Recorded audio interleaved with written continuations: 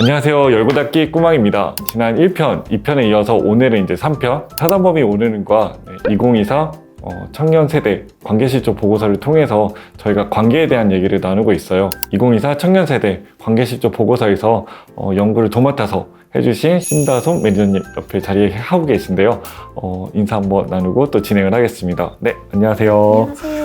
네, 간단하게 자기소개 부탁드리겠습니다. 네, 저는 청년 문제를 문화예술로 해결하고 있는 사단법인 오늘은의 신다솜 선임 매니저라고 합니다. 이렇게 초대해 주셔서 정말 감사드립니다.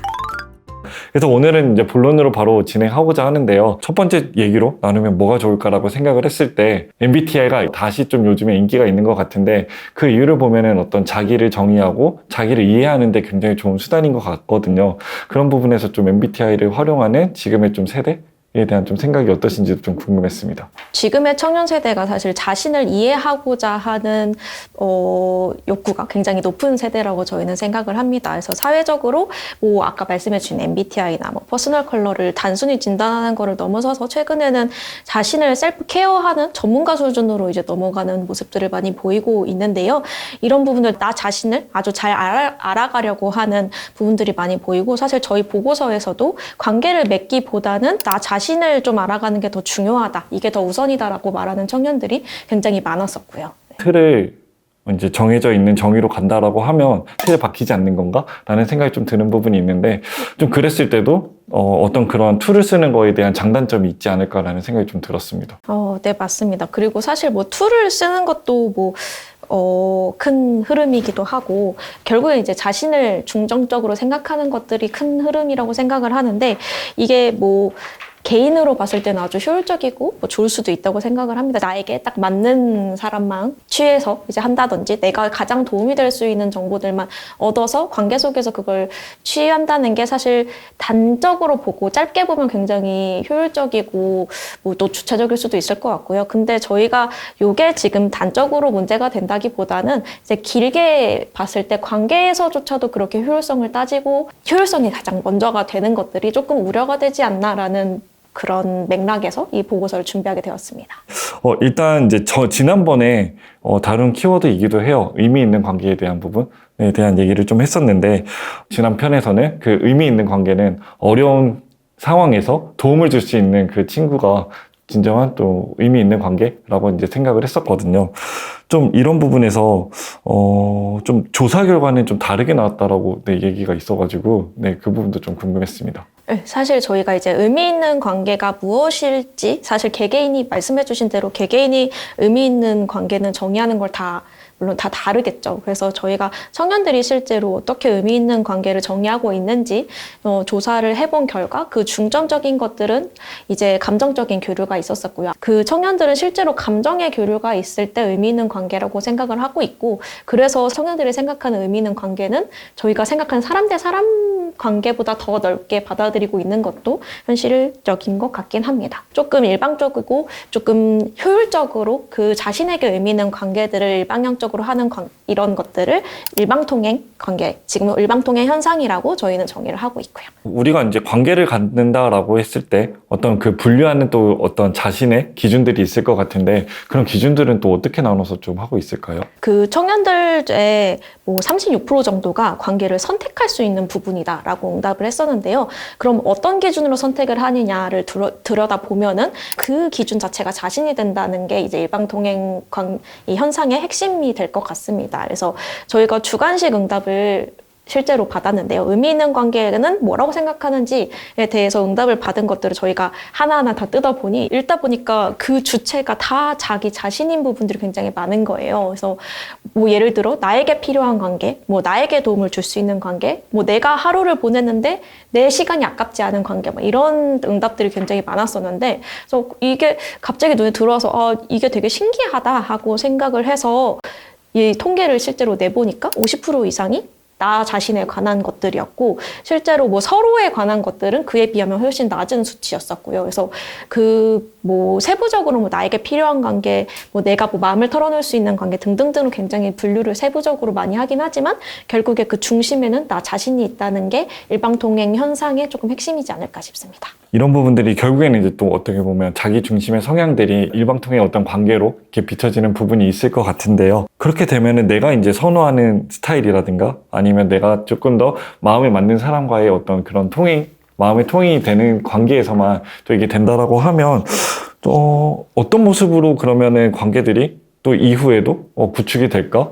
만들어 나가고 있을까라는 좀, 현상이라고 해야 될까요? 그런 것들이 좀 궁금하긴 했거든요. 이 관계실조 보고서에서 다루는 세 가지 현상들이 전부 뭐 지금 당장 문제를 일으키지는 않습니다. 그리고 뭐 이게 이렇게 현상으로 관계를 맺고 있는 청년들이 문제가 있다라는 얘기를 하고 싶은 것도 전혀 아니고요. 사실 이런 것들이 쌓이고 쌓여서 결국에 관계 실조라는 현재의 현상을 만들고 있다는 것, 그리고 장기적으로 봤을 때는 결국에 그 양쪽에 서로 상호 간의 교류가 있는 게 관계인데 이게 한쪽에 사실 쏠려 있는 거거든요. 내가 선택하는 관계로 쏠려 있는 이 불균형이 사실 문제인 상황이라서 결국 이게 사회적으로 봤을 때는 저희가 이제 이렇게 개개인의 관계처럼 보이긴 하지만 사회로 확장돼서 봤을 때는 누군가는 조금 더 외로워질 수밖에 없고 그 자신의 관계 속의 화살표에서 누군가는 소외될 수밖에 없는 이런 현상들이 조금 더 파생되지 않을까? 저희는 그 부분을 우려하고 있습니다. 외로움을 좀 생각을 해본다고 하면 일방통행 같은 경우에는 화살표를 이제 날리게 되면 조금 더 그런 부분들이 명확하다 하면 외로움이라는 현상이 조금 줄어들 것 같다라는 생각이 좀 드는데 그래도 실질적으로는 또 어떤 데이터나 이런 걸 보게 되면 지금의 청년 세대가 굉장히 많이 외롭다라고 얘기를 하는 것 같아요. 그랬을 때 좀 그 두 개의 현상이 좀 달라 보이는 약간 생각도 드는데 이에 대한 좀 얘기도 듣고 싶습니다. 사실 내가 필요한 관계라고 생각을 해서 접근을 하고 그게 사실 충족이 되니까 단편적으로 보면 사실 너무 효율적이고 너무 좋은 일인데 되게 아이러니한 현상은 저희가 지금 당신에게 가장 필요한 관계가 무엇이냐라고 물어봤을 때 오히려 이런 관계를 선택할 수 있다고 말한 청년들이 심리적 안정감을 느낄 수 있는 관계가 필요하다라고 응답을 하고 있거든요. 그게 평균보다 훨씬 높은 수치고 그래서 오히려 이런 내가 원하는 것만 취사 선택하는 관계에서는 심리적 안정감까지는 나아가지 못한다는 의미가 될 수도 있겠죠. 그래서 그 부분이 말씀하신 외로움과도 연관이 되어 있을 수 있을 것 같고요. 그러면 조금 이제 이어서 좀 질문을 드리면 그러면 이게 좀 철학적인 질문일 수도 있을 것 같아요. 그러면 우리는 어떤 관계를 맺으면서 살아가야 될까? 라는 부분에서 좀 어려운 질문일 수도 있지만, 좀 답변도 들을 수 있을까 싶습니다. 사실 이거는 저희 보고서랑 조금 동떨어져 있더라도 제 개인적인 생각일 수도 있을 것 같은데, 저희가 보고서를 작성하면서 청년분들을 마주했는데, 그때 제가 개인적으로 조금 충격을 받았던 말이 내 고민을 털어놓는 게 내 약점을 들키는 것 같다라는 말씀을 하셨어요. 근데 맨 처음에 들었을 때 너무 충격적이었는데 그걸 계속 다른 그룹에서 계속 듣게 됐었거든요. 그래서 저는 개인적으로 물론 저도 그 고민을 잘 털어놓는 타입은 아니기는 하지만 그렇다고 해서 내가 고민을 털어놨을 때 나를 어떻게 할 것 같다는 느낌이 드는 게 이게 내가 이렇게 한 사람과 한 사람 사이의 관계에서 고민조차도 털어놓지 못하는데 어떻게 사회적으로 안전망을 느끼고 있다고 얘기를 할 수 있을까? 물론 저는 청년 관련된 일을 또 하다 보니까 그러면 이게 너무 갈 길이 멀다라는 생각이 드는 거예요. 그래서 내 당장 옆에 있는 사람한테도 안정감을 못 느끼는 이 상태인 게 사실 저는 굉장히 큰 충격이었고 이 부분이 좀 사회적으로 많이 나아졌으면 좋겠다라는 생각이 들었어서 물론 제가 이제 드리고 싶은 말씀은 저 같은 그리고 또 꾸막님과 같은 이런 청년 관련 단체도 굉장히 많고 이 세상에 생각보다 청년분들을 잘 이렇게 더 좋은 세상을 만들고자 하는 청년 단체와 기관들도 많고 많은 분들이 그렇게 생각을 하고 있다고 저는 생각을 해요. 그래서 다 같이 우리가 좀 잘 사회를 좀 잘 바꿔 나갈 테니 여러분이 감히 한 번만 조금 더 용기를 가져보시면 좋겠다라는 생각을 듭니다. 여러분이 용기를 내시고 한 발 더 내딛었을 때 조금 더 안전할 수 있는 사회는 저희도 같이 다 만들 터이니 여러분도 조금만 더 이렇게 발을 한 번만 내딛어 보시면 어떨까라는 생각이 많이 들었습니다. 그래서 오늘의 주제는 이제 일방통행 부분에서 좀 자기의 부분을 앞에서 다뤄봤는데요. 좀 어떤 개인 중심의 좀 특성을 가지고서 관계를 맺는 거 아닌가? 좀 생각을 많이 할 수 있었던 또 계기가 되지 않았을까 싶습니다.